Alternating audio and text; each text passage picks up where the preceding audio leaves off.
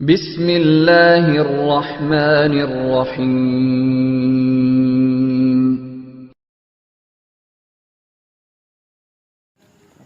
یہ سورۃ احزاب کی آیت مبارکہ ہے۔ یہ آیت مبارکہ جو ختم نبوت پہ دلالت کرتی ہے، ما کان محمد ابا احد من رجالکم ولکن رسول اللہ وخاتم النبیین۔ اللہ تعالیٰ نبی کریم صلی اللہ علیہ وسلم کو یہ حکم فرما رہے ہیں کہ انہیں بتا دیجئے، نبی صلی اللہ علیہ وسلم تم مردوں میں سے کسی کے باپ نہیں، لیکن وہ اللہ کے رسول اور آخری نبی ہیں۔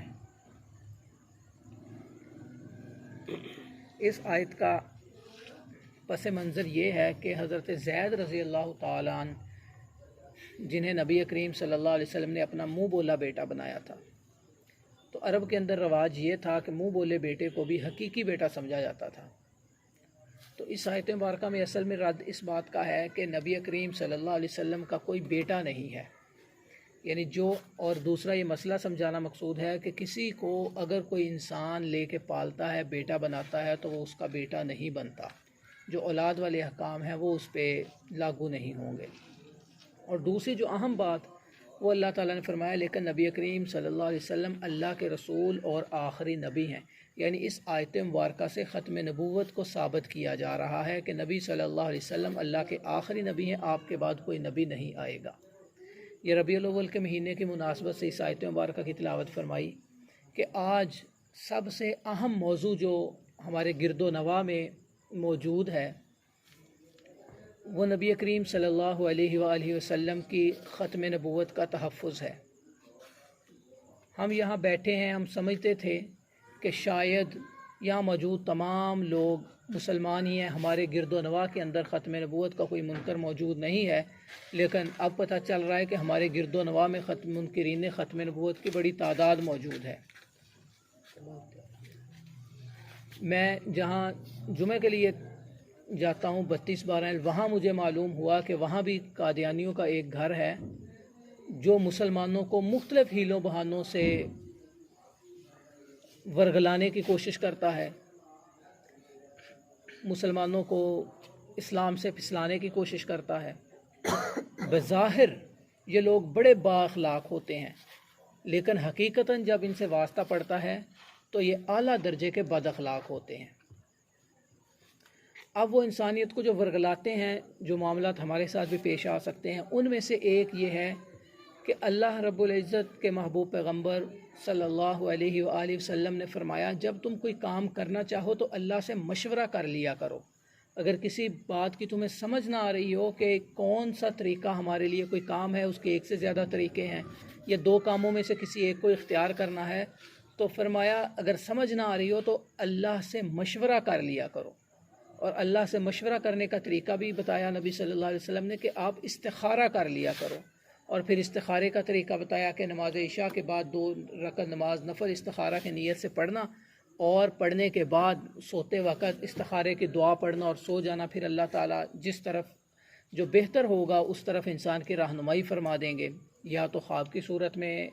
کوئی رستہ دکھا دیا جائے گا، یا کسی ایک رستے کے بارے میں اللہ تعالیٰ انسان کو شرح صدر فرما دیں گے، یعنی دل ایک چیز پہ مطمئن ہو جائے گا، ایک چیز میں انسان سمجھنے لگے گا کہ یہ فائدہ اس میں ہے۔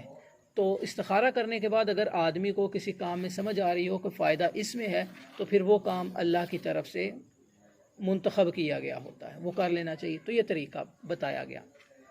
اب قادیانی ایک یہ چال چلتے ہیں، وہ کہتے ہیں کہ دیکھو نبی صلی اللہ علیہ وسلم کے بعد مرزا غلام احمد قادیانی علیہ اللعنت وہ نبی ہے، اگر تمہیں اس بارے میں شک ہے تو تم استخارہ کر لو۔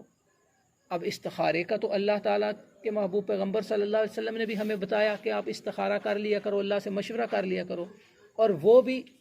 اسی رستے کو اپنا رہے ہیں کہ آپ استخارہ کر لو، چونکہ استخارے کے اوپر مسلمانوں کا اعتماد ہے، یقین ہے کہ یہ اللہ سے مشورہ ہے۔ لیکن یہاں ایک بات یاد رکھنے کی ہے کہ استخارے کا تعلق اسلام کے ساتھ ہے، مسلمان کے ساتھ ہے۔ کافر آدمی استخارہ نہیں کر سکتا، کافر استخارہ کرے گا بھی جب تک وہ ایمان والا نہیں ہے تو اللہ کی طرف سے اس کی کوئی رہنمائی نہیں کی جائے گی۔ اب ہم کہیں کہ ہم استخارہ، یہ بات بڑی سمجھنے والی ہے کہ ہم تو مسلمان ہیں تو لہٰذا ہمیں تو استخارہ کر لینا چاہیے، تو تو استخارہ کس بات میں؟ اس بات میں کہ نبی صلی اللہ علیہ وسلم کے بعد کوئی نبی ہے یا نہیں ہے۔ جب اس بات میں ہم نے استخارہ کرنے کا سوچ لیا، ہم اسلام سے نکل چکے ہیں، اب ہمارا اسلام کے ساتھ کوئی تعلق نہیں رہا، کیونکہ اللہ تعالیٰ نے قرآن میں کہہ دیا وَلَٰكِن رَّسُولَ اللَّهِ وَخَاتَمَ النَّبِيِّينَ کہ نبی صلی اللہ علیہ وسلم اللہ کے آخری رسول ہیں اور انبیاء کے خاتم ہیں، آپ کے بعد کوئی نبی نہیں آنا۔ تو جب ہم نے استخارے کا سوچا تو ہم نے اس آیت کا انکار کر دیا، اور قرآن کی ایک بھی آیت کا انکار کرنے والا آدمی دائرہ اسلام سے خارج ہو جاتا ہے۔ دوسرا، صرف قرآن ہی کا انکار نہیں، نبی صلی اللہ علیہ وسلم نے فرمایا انا خاتم النبیین لا نبی بعدی، میں آخری نبی ہوں، میرے بعد کوئی نبی نہیں آئے گا۔